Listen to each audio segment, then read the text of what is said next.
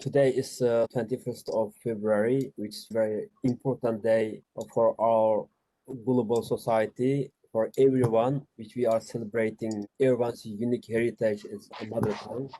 Today is International Mother Language Day, and it's especially meaningful for the Uyghur people who's having a very difficult time at the time when there's a genocide is taking place. So we celebrate International Mother Language Day. That's why we are arranged today's webinar. How do we sustain Uyghur culture in diaspora? So as a Uyghur PEN, we are subordinate PEN Center of PEN International. It's one of the world's oldest civil society, which is the foundation for the International Human Rights Declaration or establishment of UN or many civil society around the world. We are very proud to be a part of the PEN family. So first of all, I appreciate PEN International support assistance for the Uyghur PEN Center, and especially in this difficult time, many of us were 500,000. We don't know exactly how many Uyghur writers, intellectuals, and many creative people are behind the bar and suffering inside the 21st century concentration camps. But we are very brave. We try to live as a normal, try to express and deliver what we wanted from this world and what's happening on the ground in Uyghur's homeland.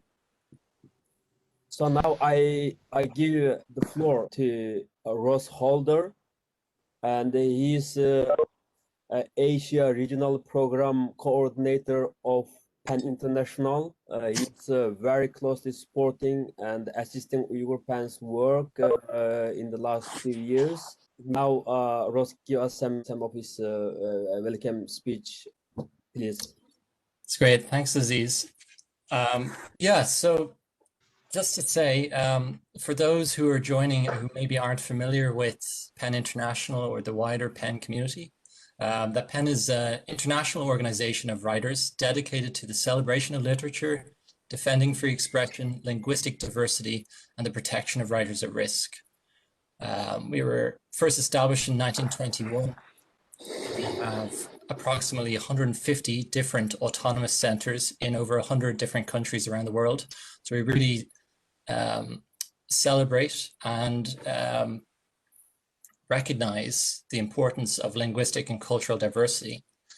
And this year marks PEN International's 100-year anniversary. We've organized a range of events throughout the year to mark the occasion. Today, as Aziz has mentioned, we celebrate International Mother Language Day, which we observe each year as an opportunity to celebrate linguistic and cultural diversity and to demand respect for equal rights for all languages and its speakers. In addition to today's discussion, organized by Aziz, our Translation and Linguistic Rights Committee is also launching a marathon of video poems in languages as diverse as Yoruba in Nigeria, Crimean Tartar, Chamorro in Guam, Pangasinan in the Philippines, Romansh in Switzerland, and of course Uyghur, thanks to Aziz's contribution.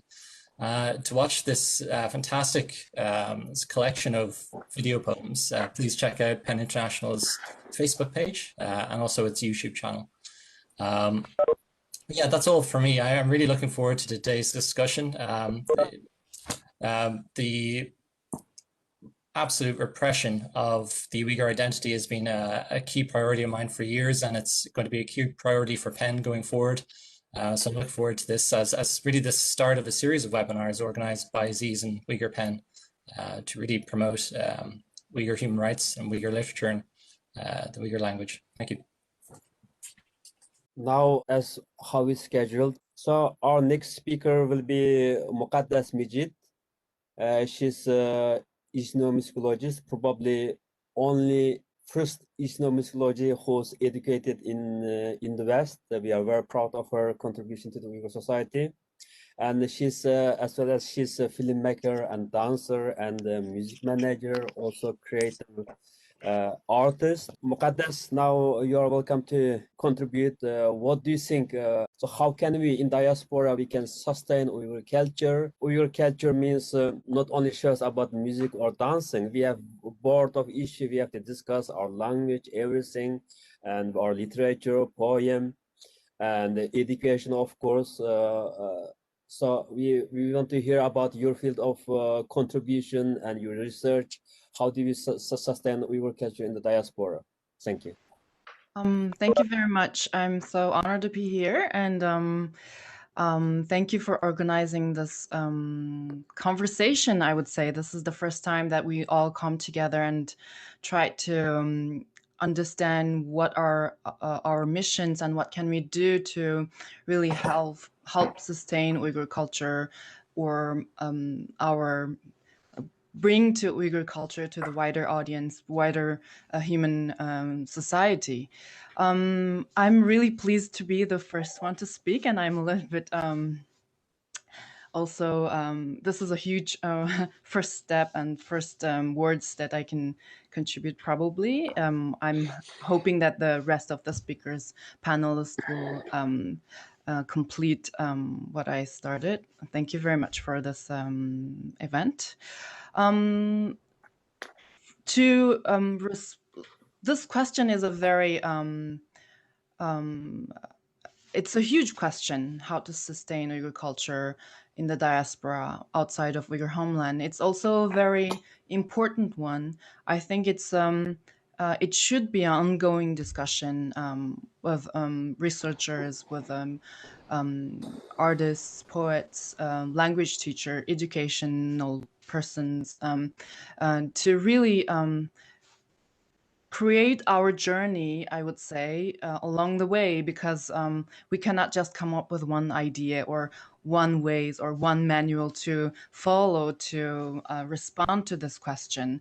What I can do in my level and in my experience is just to share my journey of understanding my own culture. Today, I think that's the most I can do. As most of you know, that I was born in Urumqi, and that was a kind of modern and big city. I grew up in the 80s, and I was this young kid who was very into Michael Jackson's music and all the Western culture.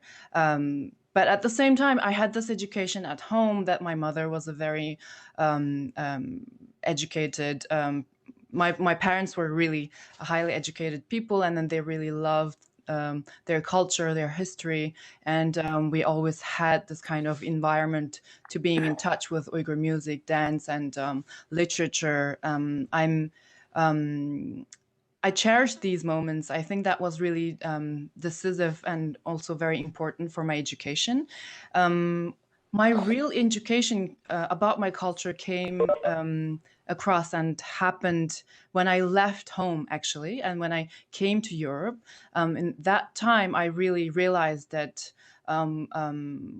where I came from was really a interesting place, and I didn't know much about its history, its culture.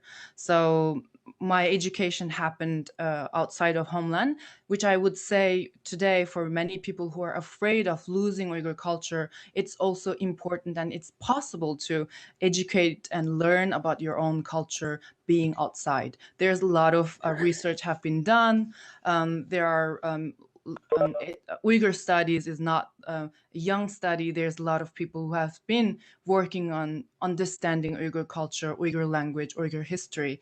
And I would invite young generation to start from there, as I did almost 20 years ago when I came to Europe, to really try to understand what is Uyghur culture. And Uyghur culture is not just one thing. It is multiple thing, and it's a really complex and it's almost millions of different things created this one culture over the centuries. So I think to start respond this question of how we sustain Uyghur culture, it is start from educating yourself first, educating your kids, educating your friends to really understand the complexity, the diversity, and also this multi-layerness of Uyghur culture, which is really flourished in different regional cultures, in different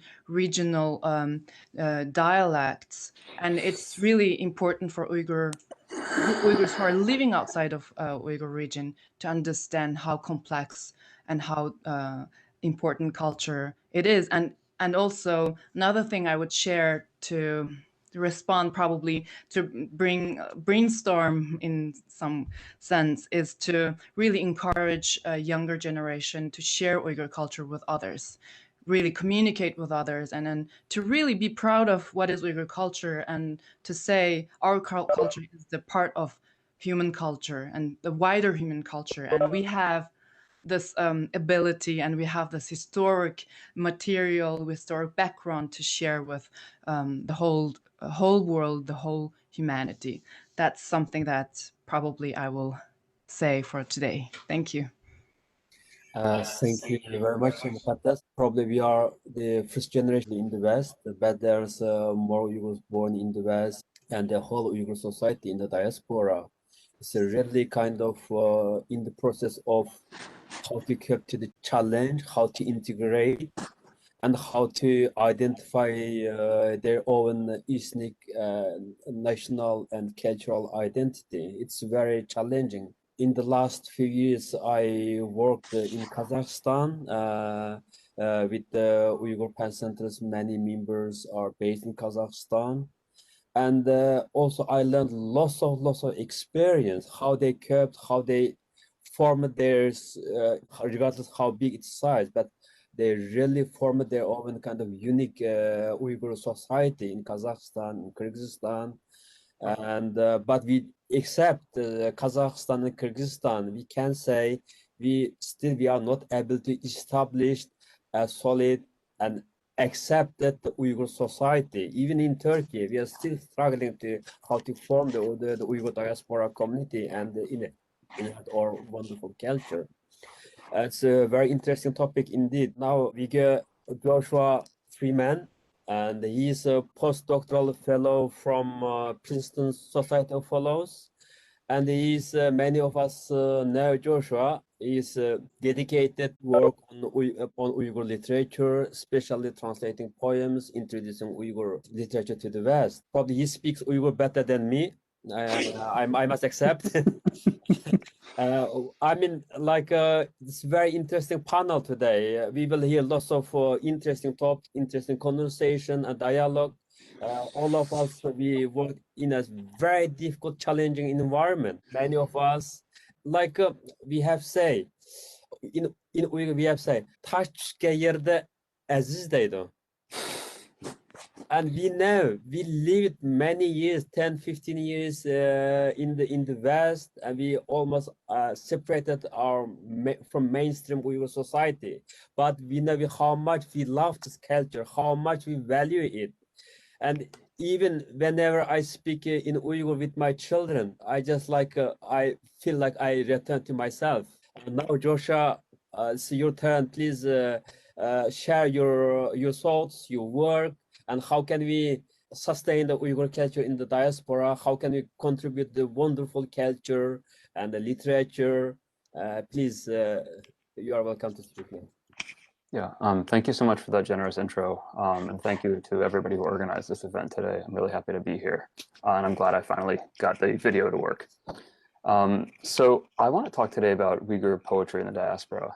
And I'll just share a couple of my recent translations in the process. So I want to sort of start by just talking about poetry and Uyghur society in general. So as I always point out, poetry is an extremely vibrant genre in Uyghur society. It's part of everyday life. And that goes from the qoshaq and maqal tamsil, sort of the folk rhymes and folk sayings that people use in everyday conversation, to written poetry, which is extremely wide-ranging. And poets for centuries have been held in very high esteem in Uyghur society.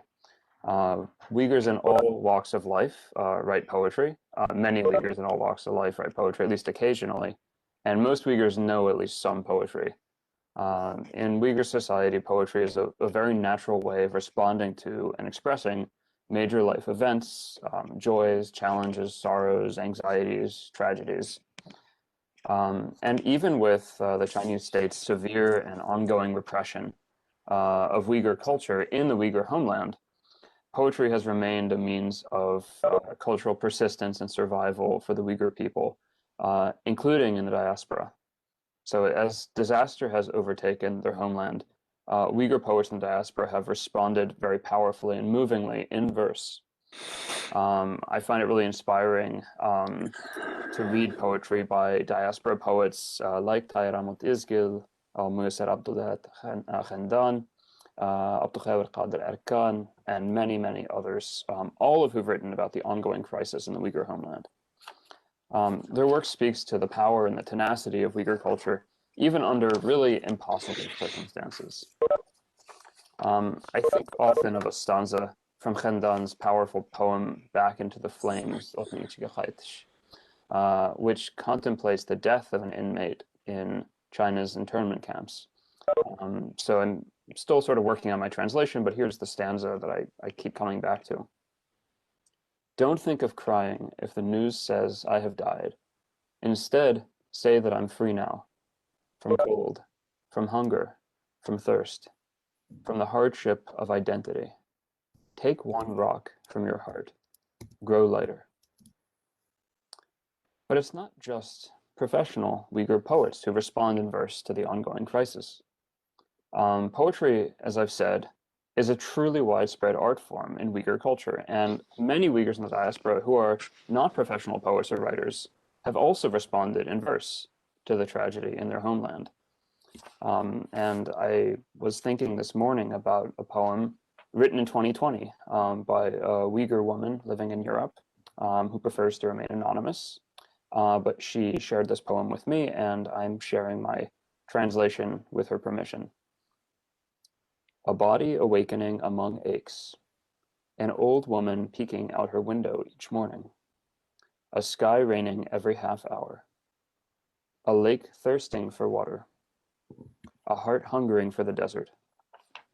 You know, love for me is a desert, the Taklamakan. Reunion is a wish, a cuckoo bird.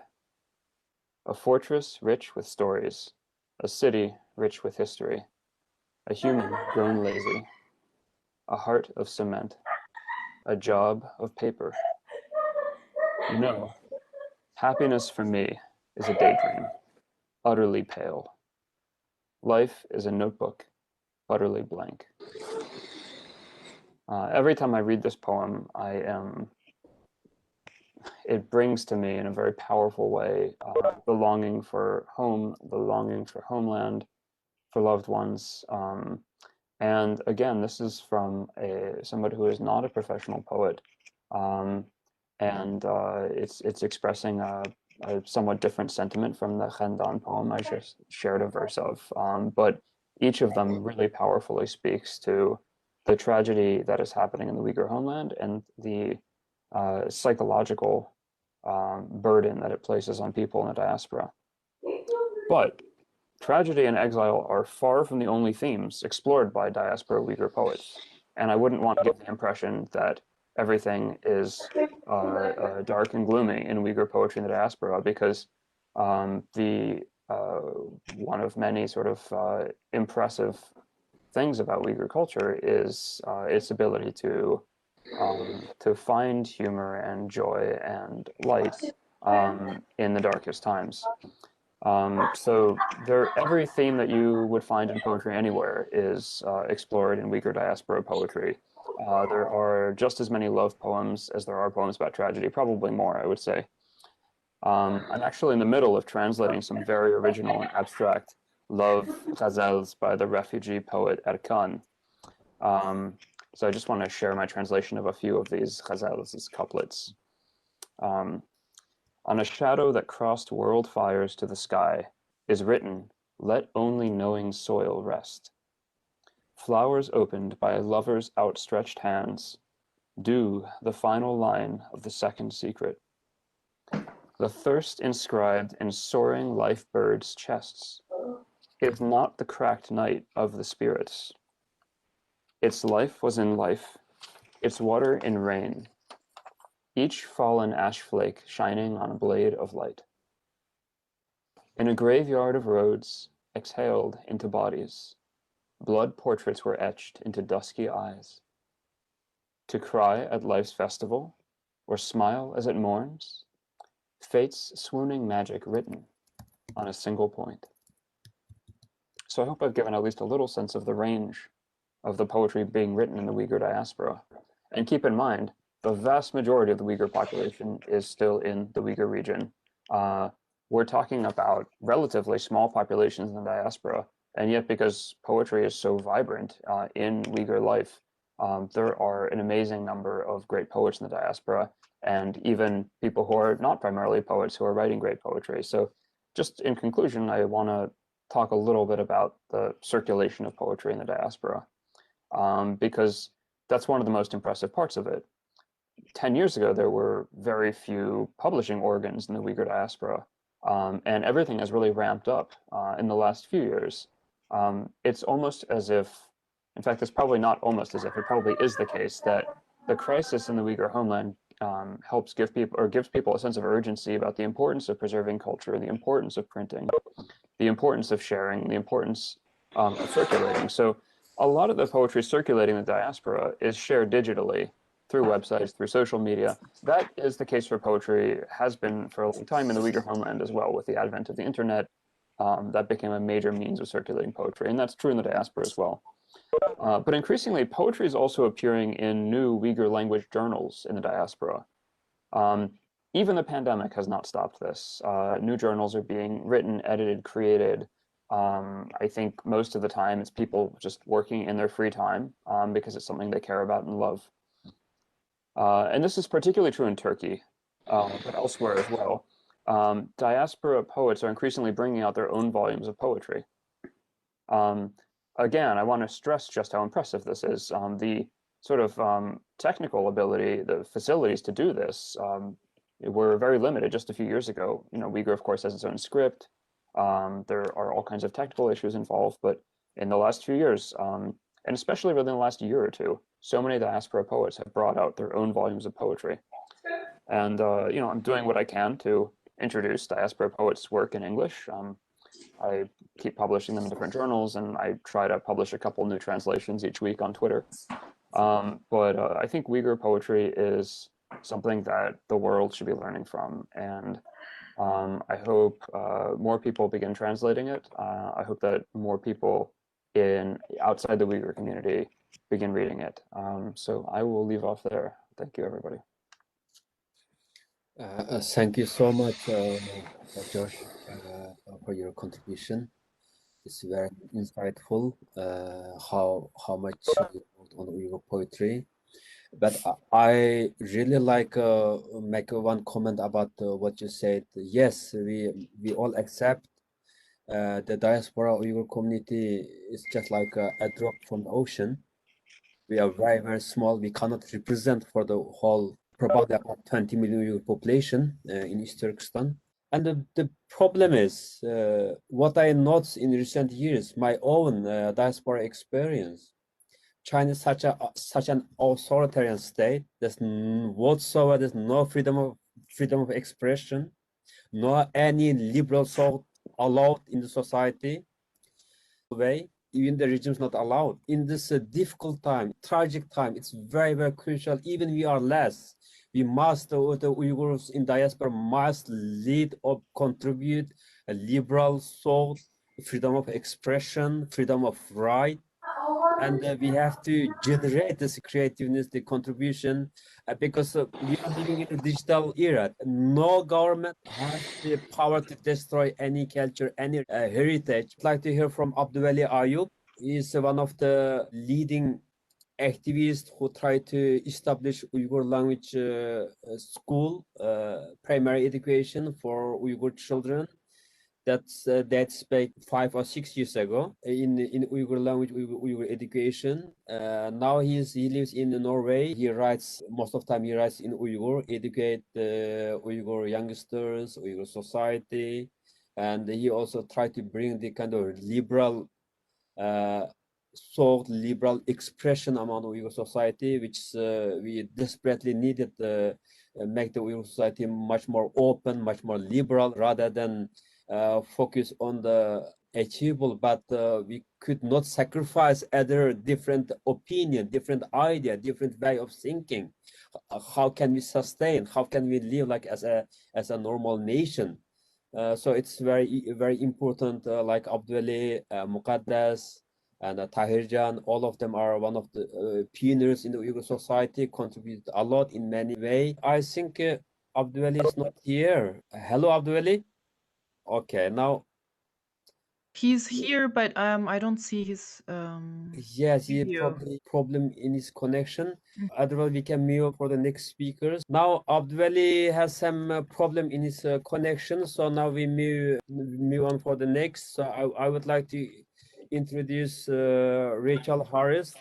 She's professor in ethnomusicology from School of Oriental and African Studies. We call in short SOAS, University of London. She worked probably 20, 30 years on Uyghur culture, especially the music and the Uyghur tradition, expressive culture, and leading many projects related to Uyghur soundscape and the Uyghur cultural heritage, Meshrep. And now, Rachel, we would like to share your opinion and your contribution and how can we sustain Uyghur culture in the diaspora? And you will have lots of experience in this regard. Please share your opinion. Thank you.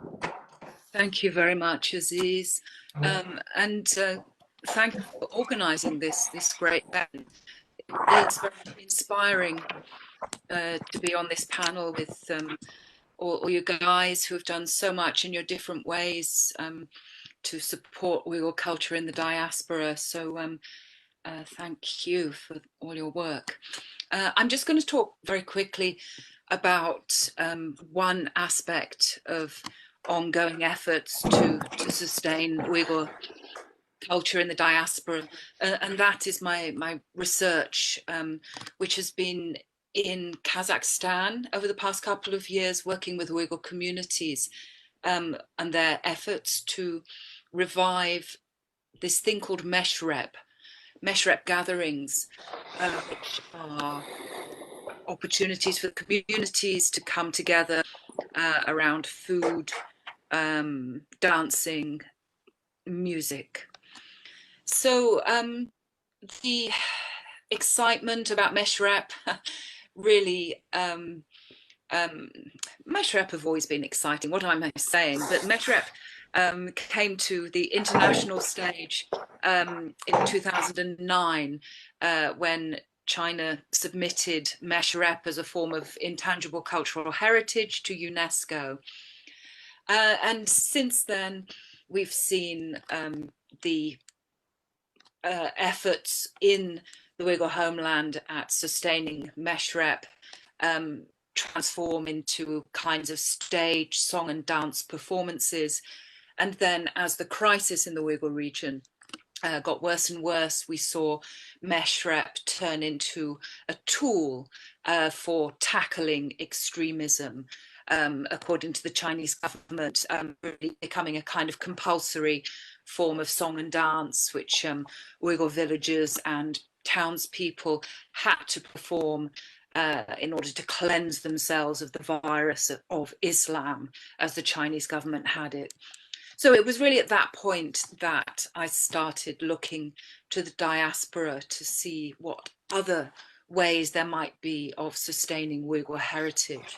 And so I started traveling to Kazakhstan, and in Kazakhstan there's a fairly substantial diaspora of some 300,000. And there the communities were engaging with really a very successful grassroots revival. And the kind of Meshrep that they were engaged with there was a style which is practiced in the north of the Uyghur region, so the Ili Meshrep, and it is a kind that is really focused on forging lasting bonds between groups of men, especially. And what interested me about the work that they were doing then in Kazakhstan was the possibility of creating a model for grassroots heritage as a way to really strengthen local communities and as a way to harness culture in that goal. And by culture here, I mean really kind of expressive culture. So music, performance, dance, joking. So thing I found, I continue to find interesting about the way that Uyghurs in Kazakhstan were using their mesh rep was really that they were using them to face the challenges which were particular to their own time and place. So the challenges for Uyghurs in Kazakhstan were really very much of the loss of Uyghur language, the dominance of Russian language amongst Uyghurs there, the loss of culture and loss of identity, which were really attached to these questions of language and community. And particularly in Kazakhstan, we saw very serious problems with the fracturing of quite established communities due to the changing economic situation following the collapse of the Soviet Union. You know, many of the former rural livelihoods had disappeared. So many Uyghurs were moving into the big cities and trying to make a life there. And as a result, the old Kazakh Uyghur communities had been lost, and new communities needed to be made in the cities. So that, I think, is a really very important lesson for us to learn, that wherever the Uyghur diaspora falls, they will have their own challenges, particular to their time and place, and the kind of culture, the cultural work that needs to be done will also be particular to that time and place. So perhaps I'll also just mention a word about women. Why not? So the Meshrep are, of course, in this particular part of the Uyghur world, Meshrep are really for men. But what we found in Kazakhstan was that women were doing very similar kinds of work, although perhaps they didn't get quite so much glory as the men who were organizing the Meshrep. The women's organizations were called Chai, very simply. Chai, time to get together and drink some tea, right? Chai. But they were also doing extremely important work in the community, it seemed to me. They were also creating solidarity, they were creating community, and they were doing important work in terms of cultural preservation. They were sharing songs, they were sharing customs, they were sharing recipes. You know, I mean, we can talk a lot about language and expressive culture, poetry, but I think that the importance of food in terms of Uyghur identity is really extremely central, and we shouldn't forget about these kind of aspects as some crucial, central things in sustaining Uyghur culture in the diaspora. And so certainly in the home, of course, this is very much women's work. The Women's Chai also were doing very important work just by creating those kind of groups of women who could come together to support all the other very important aspects of reciprocity, you know, so to be able to come together and organize a proper wedding or funeral or circumcision party, all of those very fundamental things relied on those kind of networks of women who could transmit the knowledge of how it should be done properly and actually provide the woman power, you know, to make them happen. So these things, I think, are all really crucial aspects of sustaining culture. They are very local, they are really within the community, and they're often very undervalued. But we need to pay attention to these things and their value. So, of course, these community gatherings have been extremely hard hit in the past year or so under the pandemic. The Uyghur community in Kazakhstan was hit very badly. We had a lot of a lot of death in that community. And of course, it's very problematic to be holding gatherings, obviously, in a time of pandemic. So our project, our research project around these gatherings has been very much on hold, but we do hope to go back this summer and do more work in poor remote communities in Kazakhstan, and also to work with some of the young people in the Uyghur community in Kazakhstan. And I think this is a really very crucial thing. So I've talked a little bit about, you know, things that we value less, but I think there is also something very important about making Uyghur culture relevant to the younger generation. So Meshrep can very often seem like, I mean, certainly in Kazakhstan, can very often seem like something that only old men do, right? Older men, perhaps. But there are a group of really the leading figures in popular culture in Uyghur society in Kazakhstan who are also coming together and creating their own kind of youth meshrab.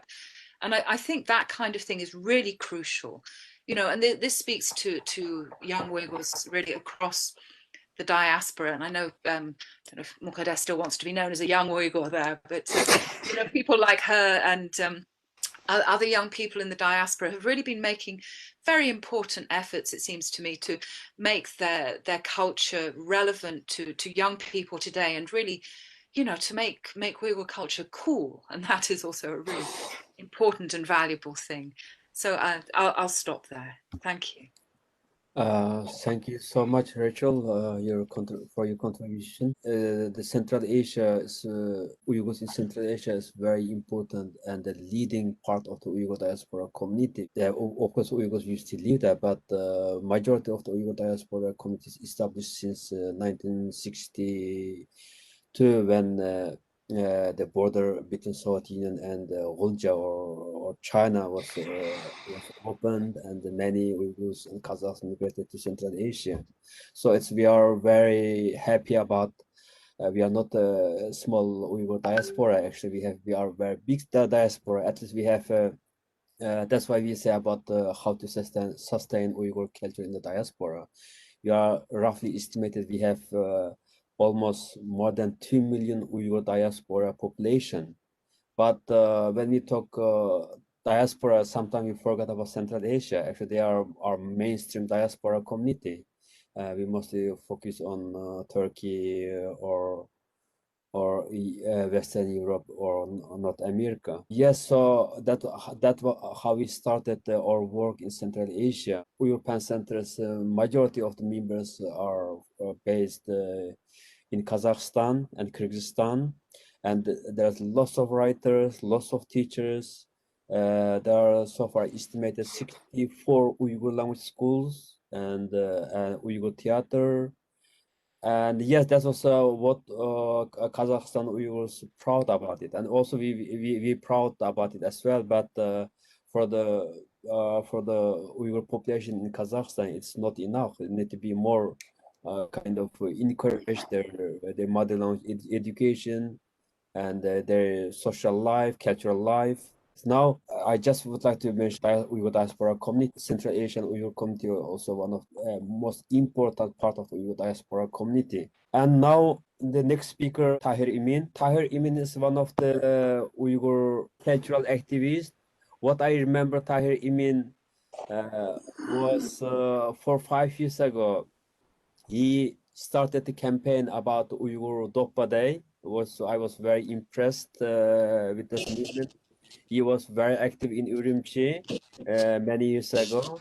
So now lives in the US, in Washington D.C. He's a scholar of political science. He established Uyghur Times news agency, and he broadcasted in Uyghur language and Arabic, many different languages about general news portal. Now we would like to hear from Tahir about his work, his contribution to the Uyghur society, and what he thinks. How can you sustain Uyghur culture in the diaspora? Thank you very much, everybody. My honor to be here with you, all of you. why what we have been doing for the last 30 years to the voice of our people. Especially, I thank Rachel Harris and our friend Josh Freeman. You guys are not born as Uyghurs, but became more Uyghurs than Uyghurs. Yeah, thank you.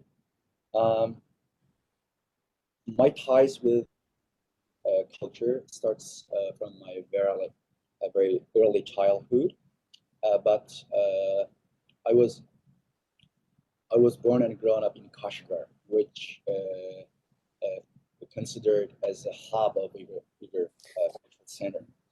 I was in prison for 2 years as I wrote an article, Uyghur Culture in Danger, in 2005, from 2005 to 2007.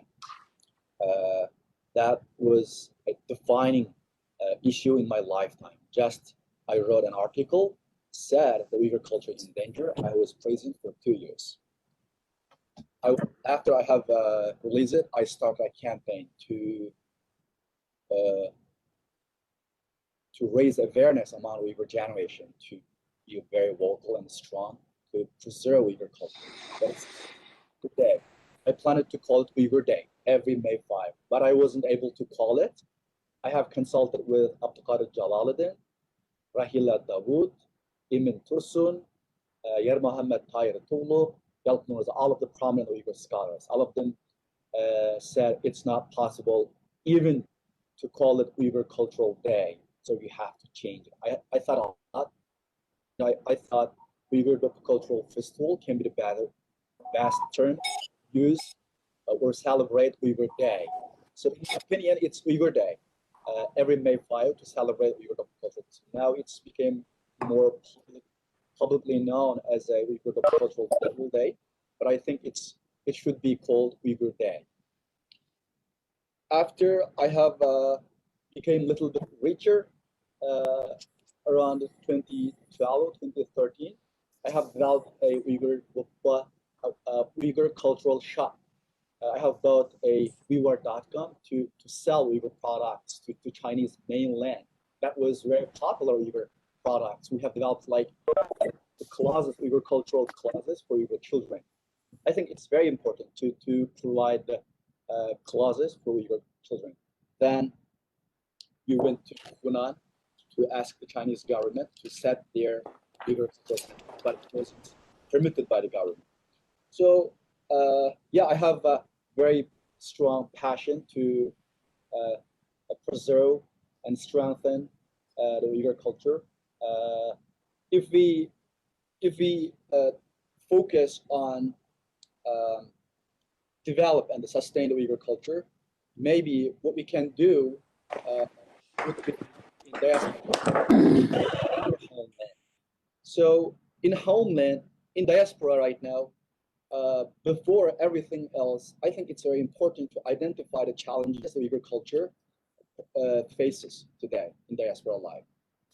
I think there are three main problems the Uyghur culture is facing in diaspora.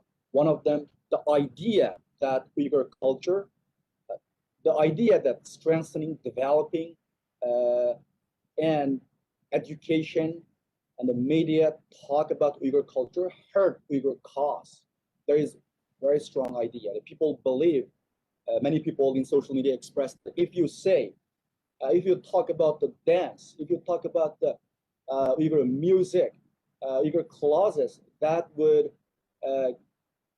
fade away. The power of the atrocities and tragedy of Uyghur people in homeland. And many people say, okay, if you celebrate Uyghur culture every day, if foreigners see you are celebrating Uyghur culture, they might think, oh, those people looks like the people who are suffering genocide. That was the common the sense. Abdulwali, Aziz Khan, Muqaddas, and I have been talking about the importance and significance of Uyghur culture in the developing of Uyghur national spirit and preserving the Uyghur culture. We have been showing the people that if you don't have specific and strong cultural foundation, the basis, you cannot sustain your own national identity, and you cannot be as an Uyghur. People still have a lot of doubts about the significance, importance of Uyghur culture. But we have to be more vocal to educate people about this. So I think this is one of the main challenges. Last year, the World Uyghur Congress declared 2020 would be the Uyghur culture year, and then they have got a lot of criticism for general public. It shows that people are sensitive about talking about the culture, because culture in some terms for the people, because we have some concern there. They believe overwhelmingly the strengthening, emphasizing the importance of culture, it would shed a bad light on the tragedy and genocide. So we have to be careful, but we have to educate people about the significance and importance of Uyghur culture. This is one of the challenges I have to identify. Second one, we have the institutional problem. So far, we don't have very strongly structural organization which focus on the develop, sustain, research, educate the general public, especially the young generation. It is very important to develop the Uyghur culture if you want to sustain the culture.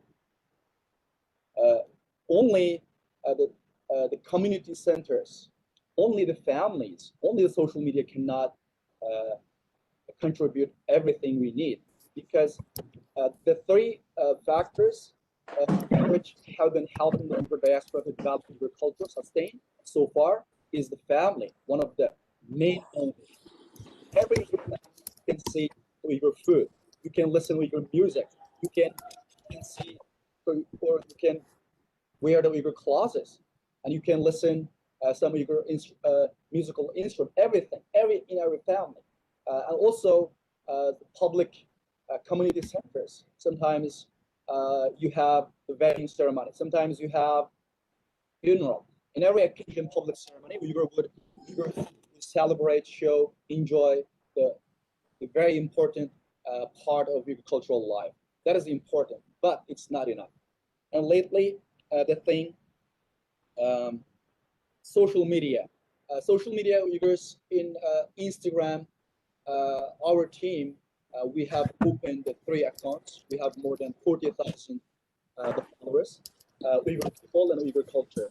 Those Instagram, in our team, the people have been sharing not only about the Uyghur atrocities, but also focused on Uyghur music, clothes, food, everything that people can introduce and explain the important parts of Uyghur culture. I think there are a lot of Uyghur people. I saw them on Facebook, Twitter, also Instagram. They have been sharing very important, meaningful, useful the films, photos, and contents to introduce the outsiders about Uyghur culture. I think meanwhile, besides introduce the outsiders about the Uyghur culture, it's very important to educate the young generation. If people just only see, oh, this is our culture, yeah, it would be a little bit out of fashion, out of date, but I think we can understand that many people, they know about Uyghur culture, but they will not apply the many very important core values and factors, elements of Uyghur culture in their daily lives. It's very important. So I think to solve this problem, we need like at least a Uyghur cultural research project, like our sister Rachel Harris just mentioned. We need to more work on that. The last challenge I have found, it's lack of education. The culture is not only the food, it's not only about clothes, it's not only about the dance, it's about the spirit, it's about the value, it's about unity. So if you want to educate the people, they should know why it's important. Why it's important. The importance of Uyghur culture came from the existence, very core, very basic existence of Uyghur people. If you don't have Uyghur culture, you are not Uyghur anymore, because you will not show any part of basic Uyghur culture in your daily life. You will not speak Uyghur. It's part of Uyghur culture. You will not eat Uyghur food. It's very basic. One of the things not define your Uyghurness, but it's one of the very important elements. And also clauses, the books, the education, and the people who influenced the Uyghur society in our the history. All of those elements are very important. So if we sustain the Uyghur culture, I think I strongly recommend there should be an educational center to teach Uyghur culture. Even if it is social media like YouTube, someone could introduce how to make Uyghur dokpa, like how to. We don't have any people who can dokpa right now, who can make dokpa. The people who are selling Uyghur dokpa in Turkey, they have been importing that still from Alibaba, from China. So they are getting it from the Chinese companies. We need a place, some people who know how to sustain the materialistic, the rough materialistic Uyghur culture. It's Uyghur culture not only about the talking, it's based on material. So I think the three things, the ideas, on institution and education, the three things, in my opinion so far, very important. We have seen the Turkey, Europe, and in America, we have seen some Uyghur ensembles are being formed. Like many Uyghur people are forming the Uyghur ensemble. Like Aziz Aka is one of the main person who founded London Uyghur Ensemble, and it's very important to sustain that kind of ensembles. In France, I know the Uyghur European Uyghur Institute and Muqaddas, and those people are contributing a lot to explain the Uyghur culture to outsiders. So I think it's very important to start an educational organization, institution to our own children, because the people, our children just know Uyghur culture, but they don't apply it in their own life. I think it's a little bit worrisome. That's so far what I want to say. Thank you. Yeah, thank you so much, Tahir, for your presentation. It's very useful, also recommendation. Yes, we can say that also very challenging reality, how do we sustain the Uyghur culture, but we are doing our part. What's more important is we are trying to integrate to the worldwide civil society and try to be a bridge between how the culture transfers and how it expresses, and try to push the Uyghur culture as part of the world culture, world civilization. Now Abdulli is academic, and now he lives in Norway, and he is a writer, and he also works very closely along PEN International and the Norwegian PEN Centre. Abdulli, you are welcome to give your opinion, your presentation, how to sustain Uyghur culture in the diaspora, please. Thank you, everyone. Thank you, my friends and professors. Yeah, how to sustain Uyghur culture? Like nowadays, we have a threat by a Chinese government, and it's also the opportunity to express Uyghurs with culture. For example, that like we have Uyghur music bands, ensembles in Europe and in Turkey, and it's a good way to sustain Uyghur culture. And another, like we have Meshrep in Kazakhstan, and I know Meshrep is still popular in other countries. For example, I participated in Paris in 2019, and it started. And I know in the US it also started. And just Rachel Harris mentioned the chai it is still popular, even this pandemic, in different countries in Uyghur diaspora. So Uyghur mashup and Uyghur schools and Uyghur this ensembles and Uyghur music bands are good ways to sustain Uyghur culture. And another thing we should consider that like now Uyghur is a prominent topic in the world. And in that way, one way we keep Uyghur culture among the Uyghur diaspora, another that we will introduce Uyghur culture to the world. We should think this way because we need to produce cultural production, for example, that songs and music and Joshua played important role to introduce Uyghur literature, Uyghur poetry to the Western world. And it's also important to work on this topic to make it more, how can I say, more systematic, more official, project-based. In this way, we can produce cultural products and introduce Uyghur. And I don't it is true.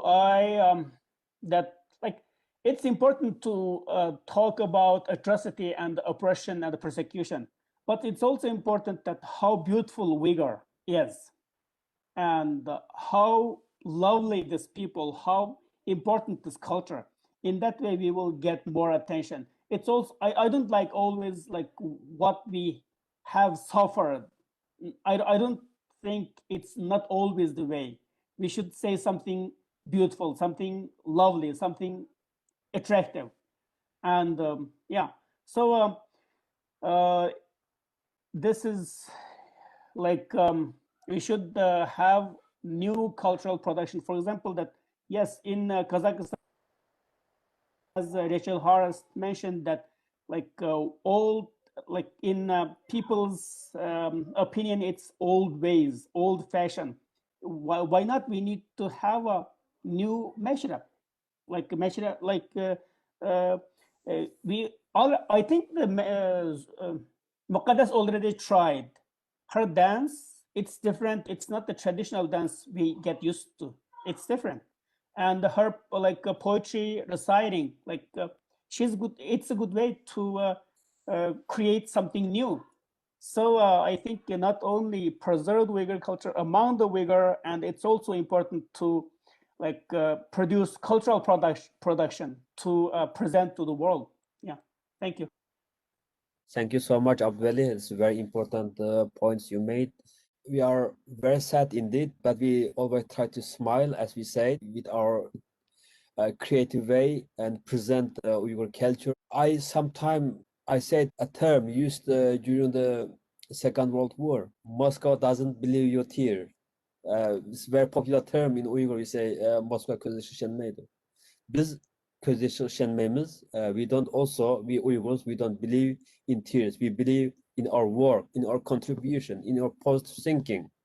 We must overcome with this tragedy, with this genocide. We have to survive as a nation. We have wonderful culture.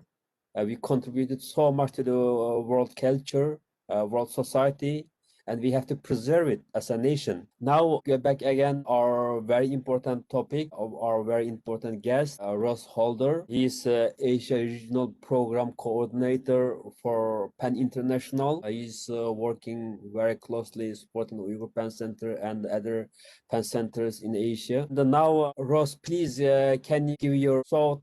Today is International Mother Language Day and a very special day for Uyghur language as well. Since 2000, almost banned from mainstream education, not only mainstream, actually from nursery to until university education. I myself, I remember, I'm always proud. I studied from year 1 till university, even some of the subject I studied in Uyghur language in Xinjiang University. That was in 1990s. Now we cannot think about it. I feel always sad when I remember the some of 20 years old or 15 years old, they cannot write and read what I write. We have to say a lot in this special day, and the world has an obligation as well Uyghurs' mother language must be protected. Uyghurs able to use in their daily life, in their cultural life, in their education, must be able to use Uyghur language. So please, Ross, we would like to hear your opinion, your suggestion, because PEN Internationals are very firm in mother language expression, and we have linguistic committee as well, part of the 5 important committee of the PEN International. Your turn, Ross, please. I don't really have too much to add from all the fantastic contributions by our panelists, but just to say, you know, how important it is to kind of mainstream Uyghur culture around the world and to really show its value to the international community, to associate it with, you know, just the importance of the human spirit. And just to find different ways to do that. I mean, you've all done it in just such fantastic ways.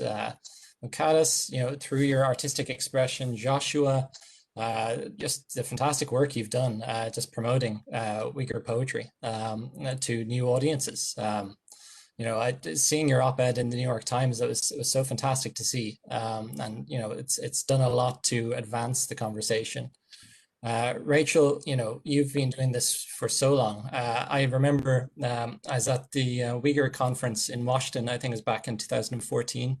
And I saw your presentation talking about the Meshrep back then and the work you've done back with UNESCO on getting the Meshrep to, well, supporting that idea, that movement to get that official recognition.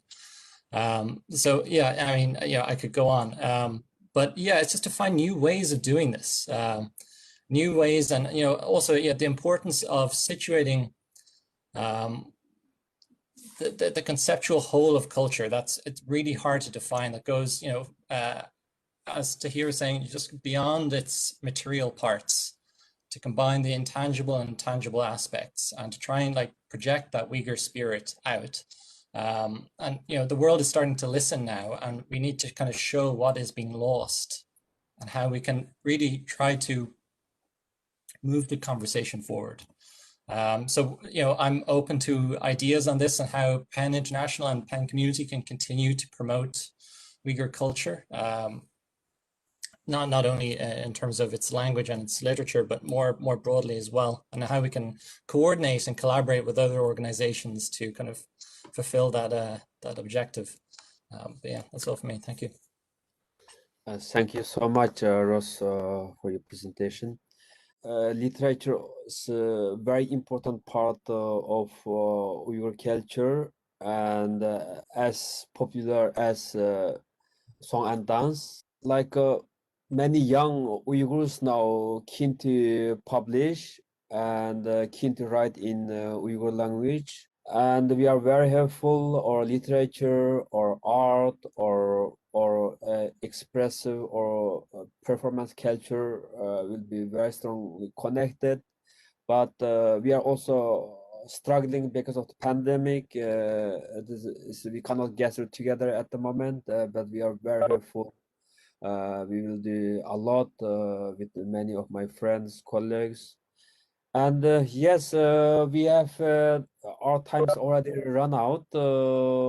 We have question and answer time now, 20 minutes, as we said.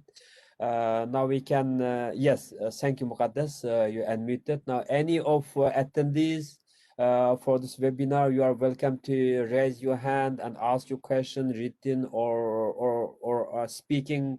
You are most welcome to ask questions. We are ready to answer your questions. Thank you.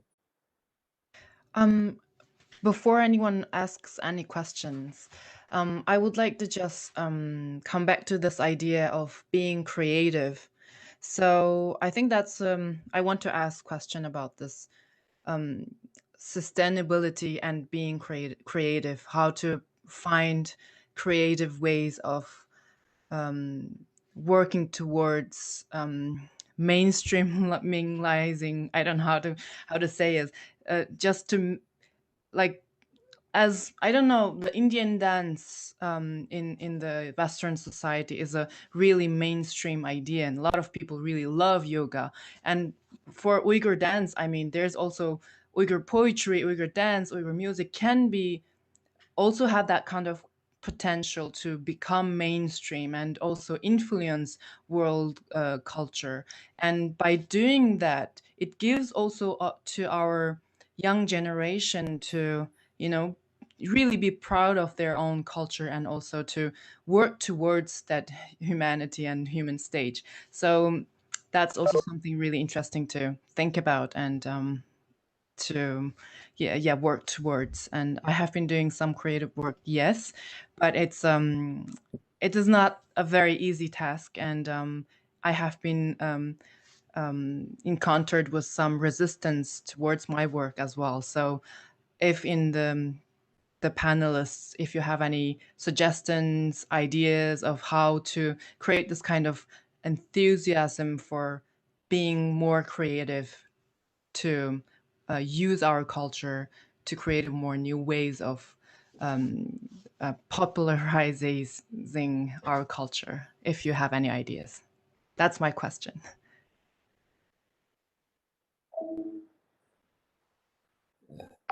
Rachel, yes, please. Got it. Yeah, thank you. Thank you very much for that, Mukaddes. It's a really interesting question, isn't it? I mean, of course, you know, I've spent a lot of time reading UNESCO literature over the past several years.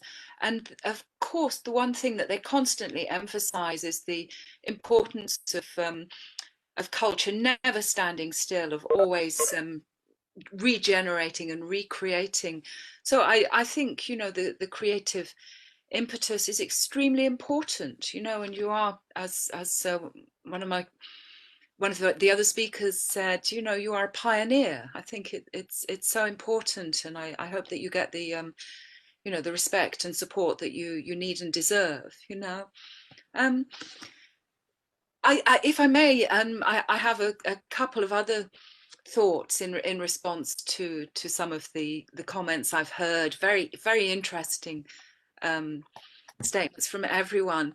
I was so interested in Taya's mention of this idea that sometimes there's criticism from within the community about promoting Uyghur culture in a time of genocide. And I think it is really important that we address that directly, you know. And I think that people who have that view, you know, I wonder if they've just somehow kind of internalized this kind of classic kind of Chinese propaganda about Uyghur culture, that it's this kind of empty singing, dancing, being happy. You know, culture is not only about smiling and being happy and accepting the status quo, right? You know, culture is also an extremely important way of responding to appalling atrocity, you know.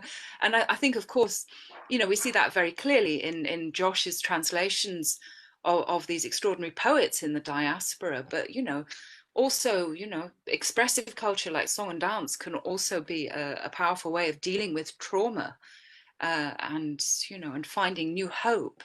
So I think it's very important to address that one. Thank you. Yes, it's a important topic. One of piece of my writing I wrote a few months ago. Uyghur culture is how do I say, Chinggis Empire thrived throughout Central Asia, even they reached Eastern Europe. About 200 years, almost Uyghur culture almost vanished, like a plant, a beet, proud cracking the ice in the early spring, just like this. And slowly Uyghur language came to life. And Uyghur also means about culture. It's very important for Uyghur people. Uyghur means a culture. It's very important aspect of the Uyghurs. So we always tell ourselves, no power will be able to destroy Uyghur culture. It survived from the Mongol Empire, suffered about 200 years, and we was able to turn the last dissident of the Mongol dynasty, which established the Saidiya Khan in Yarkand, and turned that kingdom into a Uyghur kingdom in the 16th century. And that's that time how the Uyghur 12 Muqam or Uyghur classic Muqam, Uyghur musical suites, how it was created. It's very, very important for us that the Uyghur cultures means a lot. It includes literature, language, music, education. In this regard, there's one French student, for example, she wrote very interesting comment about she was learning about Uyghur culture at the time of worse things happening to the Uyghur people.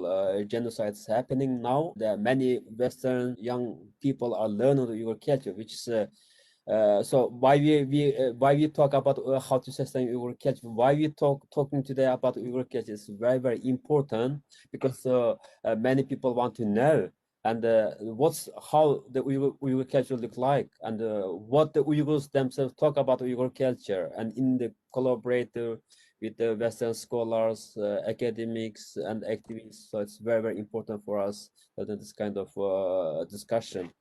Please raise your hands or send text, or you can speak if you have any questions. Any of us from our panel, you are welcome to ask a question or any comment you have. We have still some time left. We have Abdulwali raising hands. Yeah. Okay, good. Abdulwali, let's go ahead. Okay. And about Muqaddas's question, I think two ways.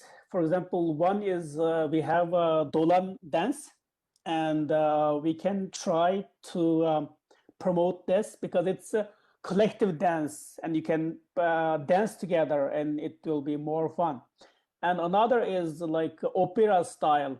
We can use dance, poetry, and performing together.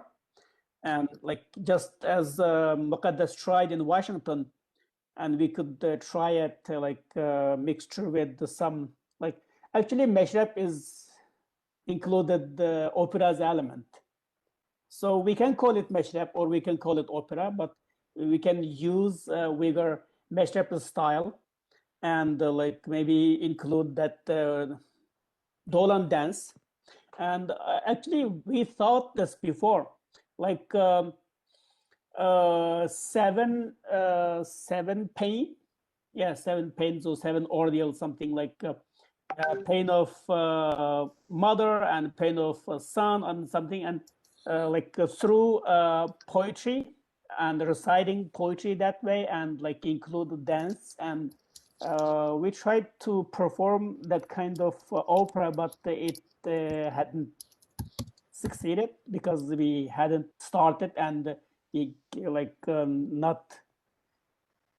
we stopped. I don't know why. And I think we tried this way, like the opera or like dance, and we can promote this way, and or we can put them together, like mashup, new style of mashup, and we will try this way. Yeah. Okay.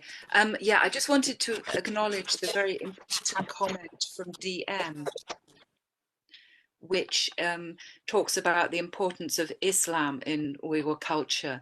And I really wanted to acknowledge that. I think that's a great comment. And absolutely, we cannot leave religious beliefs out of the equation. I'll stop because my reception is terrible. Perhaps somebody else would like to pick up on that, though. Yes, there's a question. Muqaddas, can you have a look at the question? That's a very important question from nicknamed the DM about Uyghur culture and Uyghur cultures as a Islam Uyghur culture relation with Islam. Yeah, please. Yes, the question is, thank you very much for the brilliant presentation. Yeah, the question is about, can Uyghur culture be circular? Can we talk about Uyghur muqams or other poetry without its very heavy praising of faith?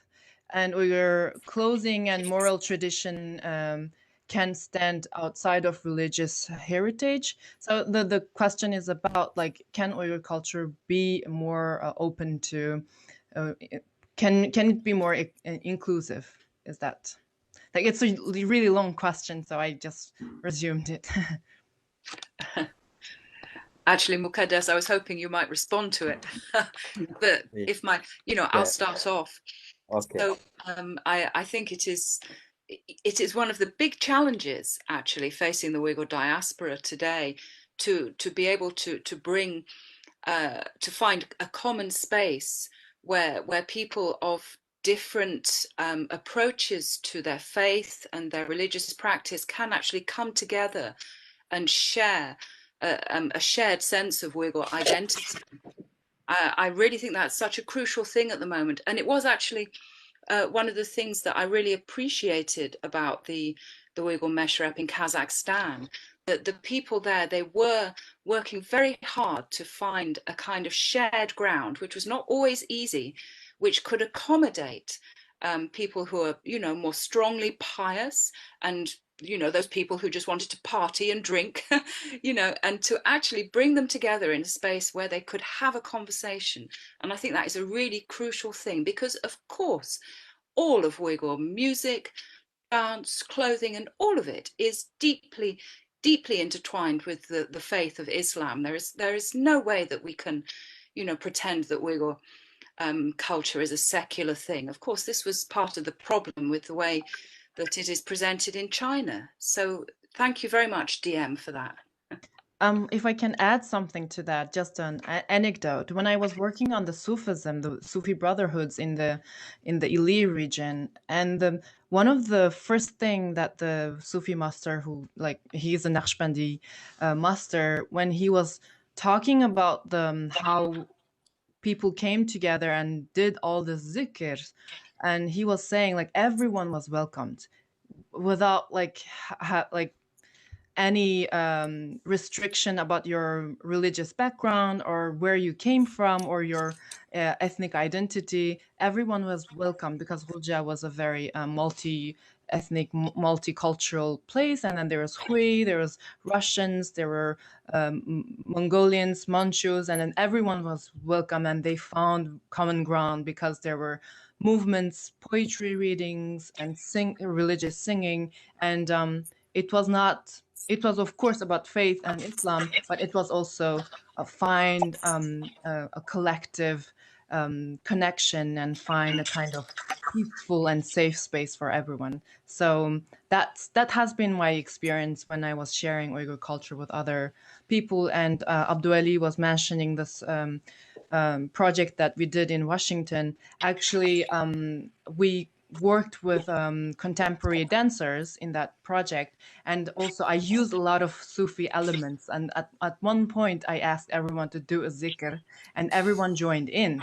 So that's something that I have been exploring, and it works. Even, I mean, all this Uyghur culture, even with this very heavy religious history, but it's also a history of people from different background coming together and trying to find a common ground, because the whole region was a kind of a connecting point for a lot of cultures. So I think it's possible, and it's the most beautiful part of, I would say, and proudly, my culture. Thank you. It's a very interesting topic, but the good thing is our platform does not have a limitation, but we can extend a few more minutes. I would like to add in a poetic view about this Uyghur culture and Islam. And as we are aware, the Shakespeare of Central Asia, the now Elshir Navai, recently Uzbekistan celebrated 560 some kind of years of its anniversary. And the Navai, Meshrab, Ahmed Yakaki, these are great poets, and they are the founding of the modern founding father who wrote the text for the Uyghur music, Uyghur Meshrab. We cannot sing the mukam or Uyghur classical musical suites without the Navai's text or Meshrab as well. And they are great poets. They create a wonderful poem. I love to read the Meshrab's poem, such a dedicated poet. And so again, this is widely approved Uyghur culture. We cannot separate from Islam or make it secular. That will be very unwise. We can discuss about a non-Islamic period like Buddhism time or Islamic period. Uyghurs believe many different religions. But our Uyghurs' recent belief was Islam. We believe more than 1,000 years now. So it's very, very, very closely embedded with Islam. We want to sustain, we want to protect, we want to deliver our wonderful culture for for our next generation. Thank you. There is also a very important question about disappearance of most of the Uyghur academics. So the question is, what effects will the disappearance of most of the Uyghur academics have on the furtherness of Uyghur culture, both in and outside of the homeland? If anyone have any thoughts on that. And there's I dropped a question. Any of the panels, can you choose that question and try to answer? I sent there's one last question from Kevin Kwok. Can you read any of the panelists and try to answer?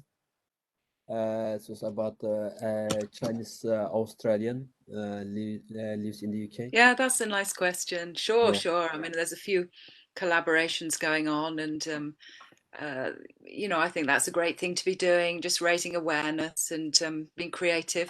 I do wonder actually if we should just raise the issue again of these academics who have been detained in such big numbers. I don't know, Josh, would you like to speak to that? Yeah, I mean, there's no question that the mass detention of Uyghur intellectuals, artists, writers, and academics in the Uyghur homeland is intended to basically break the cultural chain of, you know, to prevent the transmission of Uyghur culture generationally and to, you know, further an assimilationist project. You know, the question though is whether that will be successful.